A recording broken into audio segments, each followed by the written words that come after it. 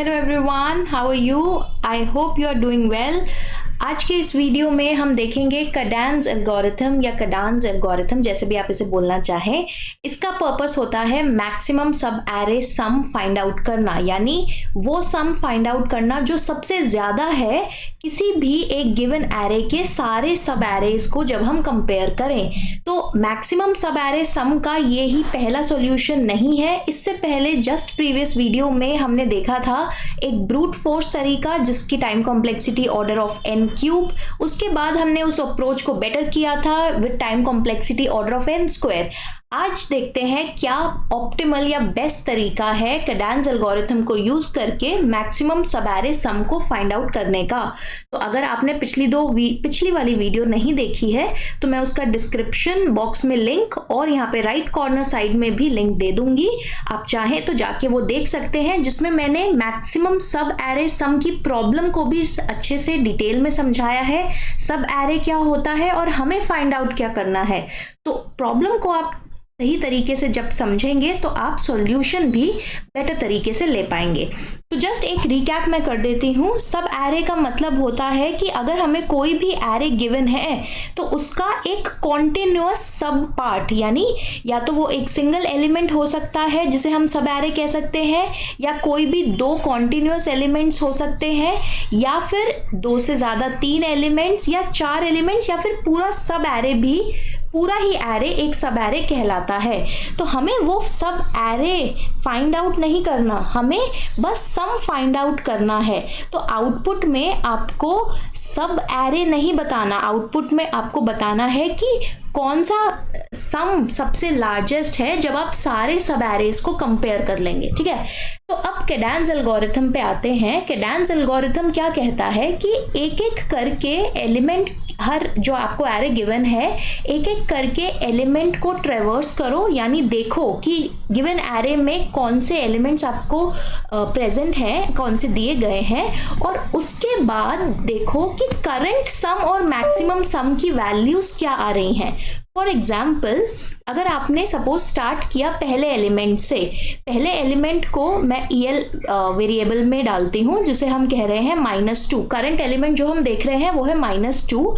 हम मैक्सिमम सम जो अभी तक हमें मिला है उसे एक बहुत छोटी वैल्यू से इनिशियलाइज कर लेते हैं, से -1000 -∞ या सो ऑन। ठीक है, अब हम करंट सम देखेंगे। करंट सम का क्या मतलब है कि जो सब एरे हम अभी देख रहे हैं या जो सब एरे अभी बन रहा है उसका कितना सम आ रहा है।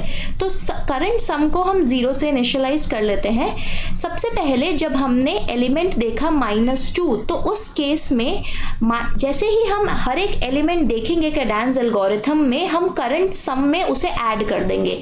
तो करंट सम हो गया 0 प्लस -2 जो कि आ गया -2। करंट सम को अपडेट करने के बाद हम उसे कंपेयर करेंगे मैक्सिमम सम से।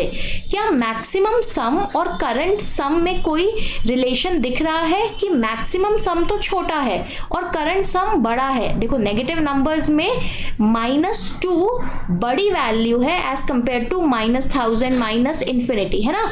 तो क्योंकि करंट सम बड़ा है हमारे मैक्सिमम सम से जो अभी तक हमें मिला है, तो हम मैक्सिमम सम को अपडेट कर देंगे, करंट सम की वैल्यू से दे देंगे। फिर इसके बाद हमें चेक करना है क्या हमारा करंट सम जो था वो नेगेटिव है। अगर नेगेटिव है तो इसे हम चेंज कर देंगे, इसे हम 0 पे ले आएंगे।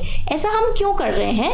क्योंकि हमें पता है कि हमें एक कॉन्टिन्यूअस सब एरे का सम चाहिए, उसके एलिमेंट्स का सम चाहिए। और आप सब जानते हैं कि किसी भी सेट ऑफ एलिमेंट्स में अगर मैं नेगेटिव वैल्यू को या नेगेटिव एलिमेंट को ऐड करूंगी तो वो सम हमेशा घटेगा, वो कभी बढ़ेगा नहीं। तो अगर मेरा करंट सम नेगेटिव आ रहा है तो मैं नहीं चाहती आगे के मेरे जो सम आए, एलिमेंट्स के सम करने पे वैल्यू आए, वो इस पर्टिकुलर सम के नेगेटिव होने की वजह से घट जाए। तो मैं कोई भी ऐसी वैल्यू मेरे सम में नहीं ऐड करूंगी या करंट सम में नहीं रखूंगी जो टोटल को घटाए। तो हमेशा जब भी करंट सम नेगेटिव होगा हम उसे 0 पे ले आएंगे, और इसका मतलब है कि इस एलिमेंट को हम नहीं अभी ऐड करेंगे करंट सम में। ठीक है, अब नेक्स्ट एलिमेंट पे आते हैं। नेक्स्ट एलिमेंट है हमारा 3। हमें क्या स्टेप फॉलो करना था, हमें एलिमेंट देखना है, करंट सम को अपडेट करना है। करंट सम को अपडेट करने के बाद हमें कंपेयर करना है उसे मैक्सिमम सम के साथ, और फिर देखना है कि क्या हमें करंट सम को चेंज करना है टू 0 और नॉट। तो हमने एलिमेंट देखा, वो है 3 में हमने ऐड, मतलब 3 को हमने ऐड किया करंट सम की वैल्यू में। करंट सम की वैल्यू हमने 0 कर दी थी, तो 0 + 3 3 हो गया।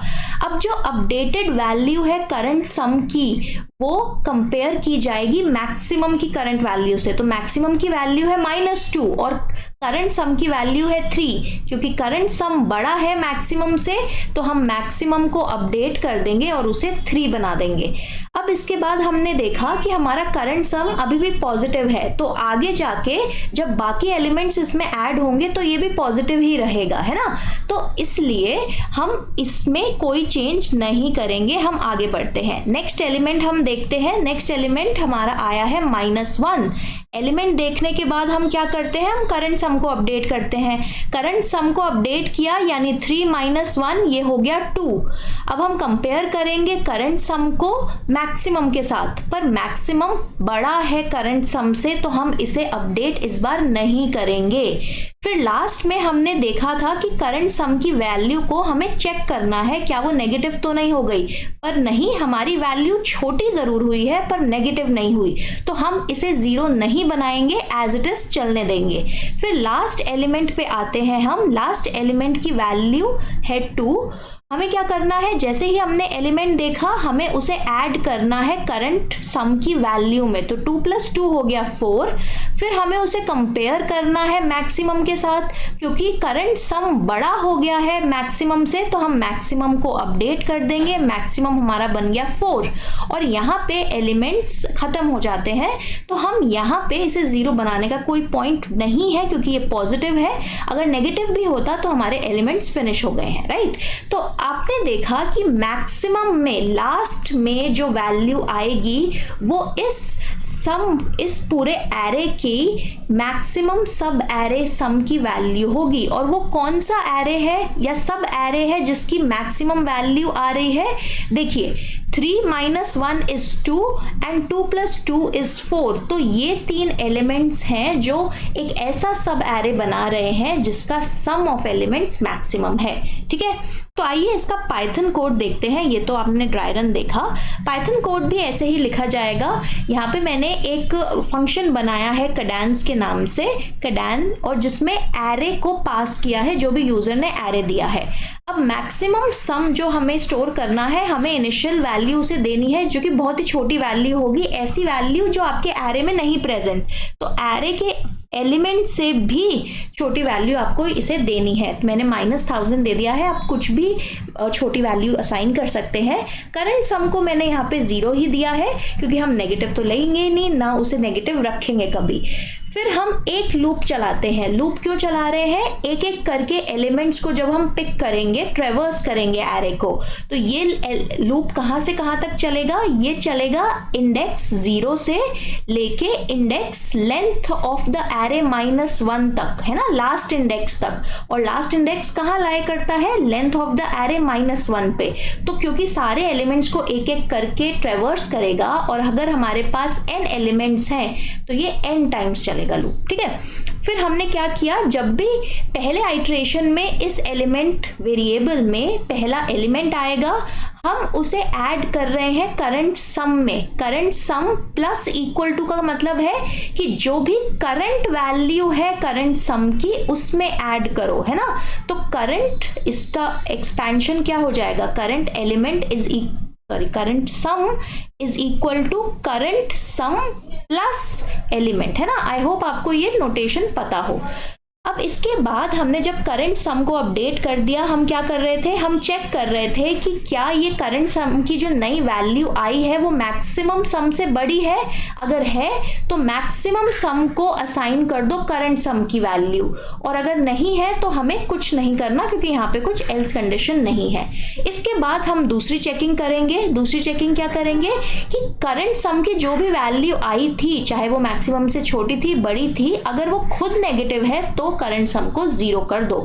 तो इसमें हमने जैसे देखा कि हमने जो एग्जाम्पल लिया उस केस में फर्स्ट वाला एरे एरे हमने लिया है और उसका आउटपुट कैडेंस एल्गोरिथम रन करने के बाद 4 आया था, जैसे कि यहाँ पे आपको आउटपुट मिल रहा है। ये है सेकेंड एरे। मैं फटाफट से इसका भी ड्राई रन कर देती हूँ। जैसे कि हमने पहले बार देखा था, हम हर बार एक एलिमेंट ले रहे हैं, हम मैक्स सम कैलकुलेट कर रहे हैं और करंट सम कैलकुलेट कर रहे हैं। तो सबसे पहली बार हमारा एलिमेंट है -3, हमारा मैक्सिमम वैल्यू अभी -1000 है और करंट सम को हमने 0 ले रखा है। तो एलिमेंट आया -3, हमने कंपेयर किया करंट से, बेसिकली करंट में ऐड कर दिया। तो करंट में ऐड करने के बाद करंट की वैल्यू हो जाएगी -3, और क्योंकि -3 बड़ा है मैक्सिमम से तो मैक्सिमम भी अपडेट हो जाएगा और वो हो जाएगा -3। ठीक है, फिर हम आते हैं नेक्स्ट एलिमेंट पे। नेक्स्ट एलिमेंट है हमारा -4। -4 को हम ऐड करें। अब यहाँ पे हमने, क्योंकि करंट नेगेटिव था तो इसे हम वापस से 0 बना देंगे। अब जब हमने नेक्स्ट एलिमेंट देखा तो -4 को हमने ऐड किया करंट सम में, जो वैल्यू हो गई 0 -4 इज -4। फिर हमने उसे कंपेयर किया मैक्स से। क्या -4 बड़ा है -3 से? नहीं। ठीक है, तो हम मैक्सिमम सम को एज इट इज रहने देंगे, और क्योंकि हमारा करंट नेगेटिव है तो इसलिए हम इसे 0 बना देंगे। नेक्स्ट एलिमेंट देखते हैं। नेक्स्ट एलिमेंट आया 5, करंट सम में ऐड करेंगे, 0 + 5 इज 5, और क्योंकि 5 बड़ा है -3 से तो मैक्सिमम की वैल्यू भी अपडेट कर देंगे, वो भी हो जाएगी 5। नेक्स्ट एलिमेंट हमारा आता है -1। -1 को ऐड करेंगे 5 में। 5 में जब ऐड किया वैल्यू हो गई 4, लेकिन ये वाले सम की वैल्यू मैक्सिमम सम जो अभी तक हमें मिला है उससे छोटी है, तो मैक्सिमम को अपडेट नहीं करेंगे। नेक्स्ट एलिमेंट आपका आता है 2 को ऐड करेंगे करंट सम की वैल्यू में, जो कि है 4, तो ये बन जाएगा 6, और क्योंकि 6 की वैल्यू करंट मैक्सिमम की वैल्यू से बड़ी है तो हमने मैक्सिमम को अपडेट कर दिया। नेक्स्ट जो हमारा एलिमेंट है वो है -4। -4 को करंट सम में ऐड करेंगे, ये हो जाएगा +2, और क्योंकि 2 मैक्सिमम की वैल्यू से छोटा है हम मैक्सिमम को अपडेट नहीं करेंगे। याद रखिए कि हमने यहाँ पे लास्ट के 4 स्टेप्स में करंट को 0 क्यों नहीं बनाया है, क्योंकि करंट अभी भी पॉजिटिव चल रहा है, वो नेगेटिव नहीं गया है ना। चाहे वो कितना ही छोटा हो रहा है, रिड्यूस हो रहा है, पर वो हो रहा है, वो पॉजिटिव ही है ना। नेक्स्ट एलिमेंट है हमारा 6 को ऐड करेंगे हम करंट सम में, वैल्यू हो गई 8, जो कि मैक्सिमम सम से बड़ी है, तो मैक्सिमम सम को अपडेट कर देंगे। लास्ट हमारा एलिमेंट आया है -1 को करंट सम में ऐड करेंगे, वैल्यू हो जाएगी करंट सम की 7, लेकिन 7 क्योंकि छोटा है मैक्सिमम सम से तो मैक्सिमम सम को अपडेट नहीं करेंगे, और यही वैल्यू है फाइनल इस क्वेश्चन का आउटपुट, जो कि आपको यहाँ पे दिख भी रहा है। ठीक है, तो आई होप आपको ये सिंपल सा एल्गोरिथम समझ आ गया होगा। बिल्कुल घबराने की ज़रूरत नहीं है। कई बार वीडियोस में बहुत ही हाइप करके ये एल्गोरिथम समझाया जाता है। आई एम श्योर कि अगर आप पिछली वीडियो देखेंगे और उसे कॉन्टिन्यूएशन में फिर कैडेंस एल्गोरिथम पढ़ेंगे, आपकी क्लैरिटी और इम्प्रूव होगी। अगर आपको इसी वीडियो से क्लियर है तो बहुत अच्छी बात है। तो अब टाइम कॉम्प्लेक्सिटी पे आते हैं। टाइम कॉम्प्लेक्सिटी मैंने पहले भी बताया है किससे गवर्न होती है या किससे डिसाइड होती है, हम कितना काम कर रहे हैं, मतलब हम क्या रिपीटेटिव काम कर रहे हैं और उस रिपीटेटिव काम को हर बार करने में कितना टाइम लग रहा है। तो यहाँ पे हमने देखा कि हम एक लूप लगा रहे हैं या फॉर लूप यूज कर रहे हैं, जो कि सारे एलिमेंट्स को एक एक करके पिक करेगा, और हर बार जब एक एलिमेंट पिक हो रहा है तो कुछ फिक्स्ड अमाउंट ऑफ काम हो रहा है ना। तो अगर सपोज ये जो फिक्स्ड अमाउंट ऑफ काम है जिसमें हम कंपैरिजन और अपडेटिंग कर रहे हैं, वो कांस्टेंट टाइम लेता है, क्योंकि 2 कंपैरिजन्स हैं और एक अपडेशन है तो उसमें ज़्यादा टाइम नहीं लगेगा। तो अगर मेरे पास n एलिमेंट्स हैं तो मेरा ये कांस्टेंट अमाउंट ऑफ टाइम कितना टाइम लेगा, n एलिमेंट्स के लिए हर बार कांस्टेंट अमाउंट ऑफ वर्क हो रहा है, तो n इंटू जितना भी कांस्टेंट अमाउंट ऑफ वर्क हो रहा है उतना टाइम लगेगा, which will be order of n, यानी n के टर्म्स में ही आएगा। जितने एलिमेंट्स होंगे, जितना एरे का साइज होगा, उतना ही आपका ये टाइम लगेगा। तो ये बेस्ट केस टाइम कॉम्प्लेक्सिटी है मैक्सिमम सब एरे सम को फाइंड आउट करने की कैडेंस एल्गोरिथम की। ठीक है, हमने order of n cube brute force में देखा था, ऑर्डर ऑफ n स्क्वायर उसकी बेटर अप्रोच में देखा था, और ये है ऑर्डर ऑफ n।